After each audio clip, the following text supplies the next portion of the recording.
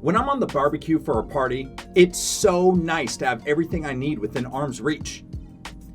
Not just that though, since this thing is on lockable casters, I can take the kitchen anywhere I want, and the party will follow, because I have the food. The other side of the tabletop is a perfect bar for your family or guests.